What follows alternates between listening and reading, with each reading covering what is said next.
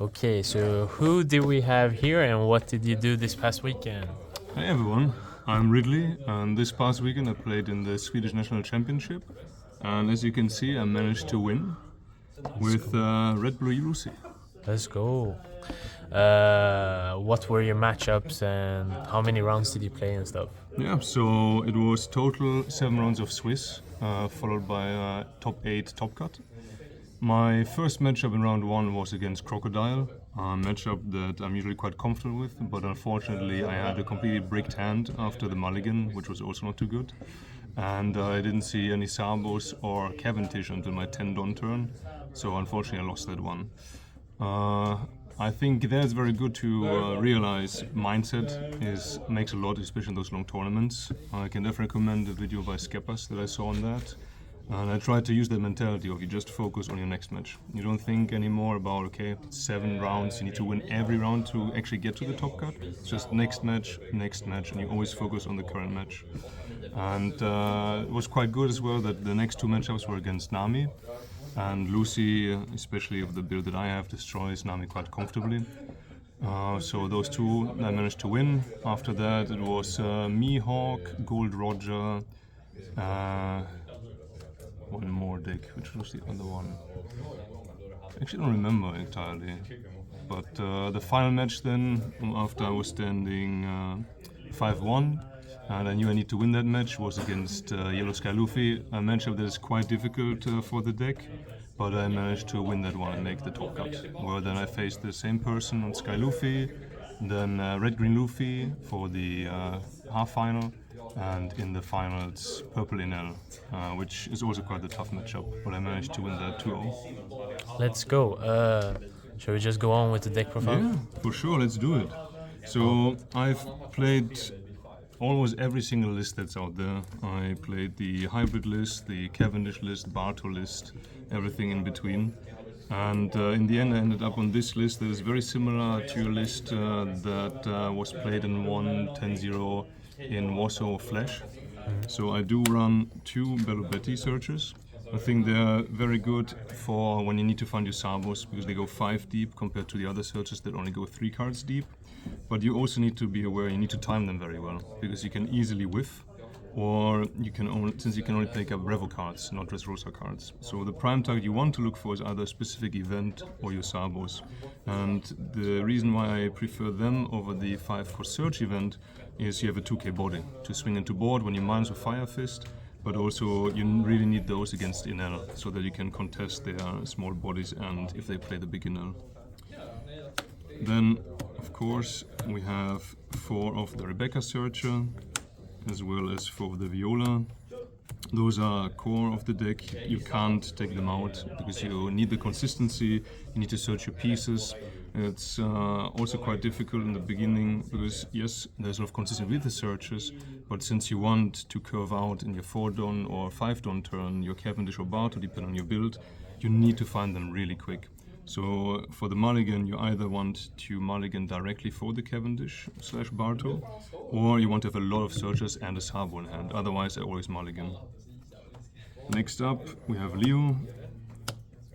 Both good for 2k counter, but also against Nami, depending who goes first or second. When they go first, you don't really care too much for them Zeusing your Cavendish, just for the single reason that then they have 3 don left, they can't do much other than push face and you just take the life. But if they go second, you want to have Leo out so they can't do Zeus into a 4-cost body. Then next up, we have 4 Cavendish. So as you can see, I decided to play the 4 Cavendish. I kept going back and forth between Barto, Hybrid and so on, but I realized after a lot of sessions with the local people that Cavendish is just better in most matchups except Enel and Sky Luffy, and it was in the end a meta call. Since we have quite a few Enel players but very low amount of Sky Luffy players, I want to prioritize the good matchups, so Nami, and all the other matchups like Mihawk and so on. If they do not stop Cavendish and focus on it, then you will just keep drawing you basically the entire deck, cycle through it and see every single piece you need. So it's a huge consistency piece. Plus, upside, it turns a leader into a 6k leader basically, because they want to focus it, they keep focusing it, and again if they don't, then you just draw infinite cards. Then we have the man himself, Sabo. not much to say about that card. Your core and centerpiece that the entire deck resolves around.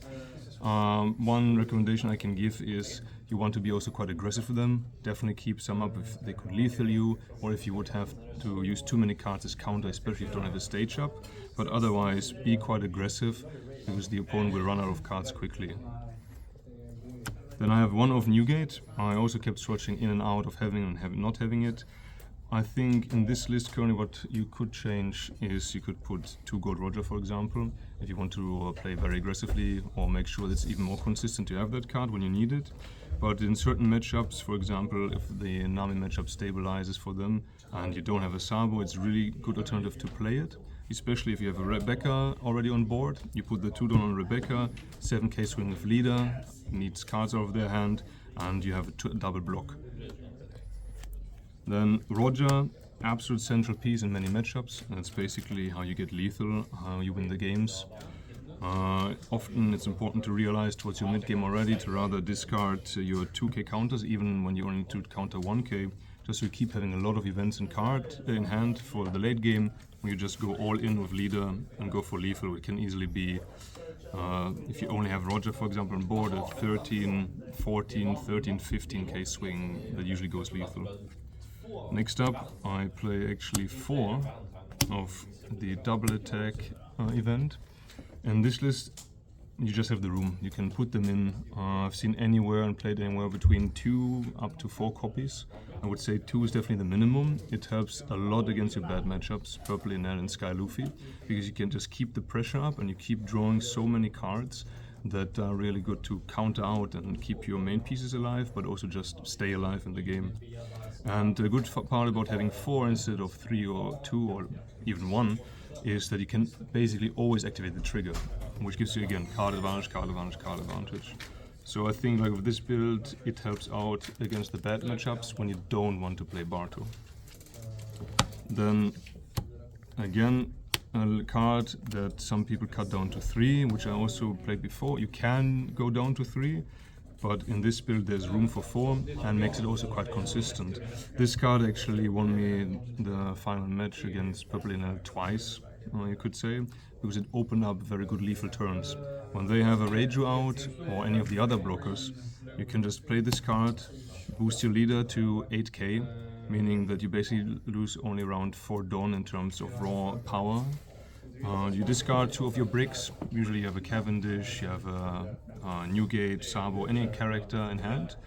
And the rest, all events, you can go all in with leader plus any bodies on board, and that usually is lethal as well. So a really good card for all the purposes that you're used for, but also for lethal. Then we have 4 Barrier Pistol. Not much to say about that card, especially in the Nami matchup, absolutely vital. You can directly bottom deck 6k bodies, and anything of 9k you just use the Watch Me Ace card, minus 3k, or the Small Fire Fist for 10k bodies. Then we play 4 Mementos. Those are definitely needed, because you try to not play Cavendish naked. You just play Memento into Cavendish, cycles your deck more, you can draw from leader ability, it just adds more value to it. But also something that I learned from Flash when I talked to him in Warsaw is, and that really changed my game plan. People that play Lucy usually discard additional Cavendish too early and do not keep Mementos as a priority. But if you just keep more Cavendish in hand, and then your Sabo turns, when you don't need to remove a piece, or you're not in too much danger, you just play Sabo into Memento into another Cavendish. So if they removed one, they just keep coming back and you keep ramping up card advantage, which is what won me a lot of the games. Then, as said before, we got just Watch Me Ace, also for copies. I think this is one of the few cards you absolutely cannot cut, just for the simple reason it's so versatile. In combination with Bari Pistol, you can bottom deck so many cards, but also just surviving. Keep 1 Dawn up, keep 2 Dawn up, play 1 or 2 of these, and many don't expect that. Or you can even just poker face them into believing you have it and survive that way. Then we have 3 stages. Now with the stage, there is something that's arguable as well. Some people cut it down to 2, none, put more 2k counters in. I really like this stage, especially in this build, for the simple reason it helps also protecting Cavendish. You always have an extra 2k counter from events. We play a lot of events in this version, 4 of these, 4 of basically all of the events. And it just cycles one more into the deck as well, which is nice. Then I have only one, and that's I guess where the build is slightly different from the builds out there, because usually you play more of them, we just go all in on Bello Betty. Which one is that? It's slightly layered. That is the Follow Me and I Will Guide You God Usopp card. Okay, let's go. It is a bit weird of a card because it can be very bricky, since you can only search Dressrosa characters. So you want to ideally use it in early to mid game, just because so there's enough targets. But I really like it because sometimes you get the trigger, so you get it to trigger for free, really good. But also additional event to use with leader ability, and on top of that, perfect for early game for Cavendish. Like I said, when you go second, you don't have much window to search. You have 2 Dawn available. Against some matchup like Ace, you want to build Leo so that your Cavendish is protected, and this one can find it in a pinch. And then last 2 cards, the Small Fire Fist, really clutch card. It can nuke new gates, it can destroy any cards that are 12k in combination with the big Fire Fist, but also you can combine it with the Barrier Pistol. In the mirror match, you can go minus 4k on a body you want to swing into and pop a Rebecca. So it's an extremely versatile card, where even the trigger can sometimes also save you games. You don't rely on that, but just an added bonus. And that's the list. That's the whole list. So before we end this, do you have any last shout-outs you want to give out? Absolutely. First of all, shout out to the local community. I did a ton of practice matches because I'm a player that takes a lot of time to find the comfort list. So I kept trying around. I kept coping with hybrid, with Barto, going back and forth.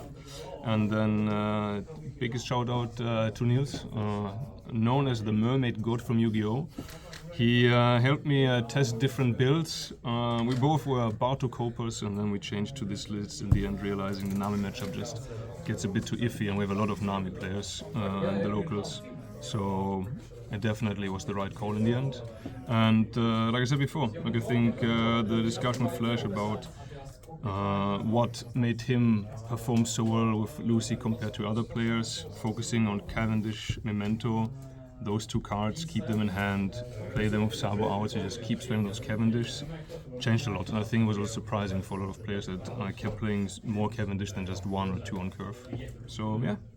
Appreciate your time and congrats again. Thanks. Peace.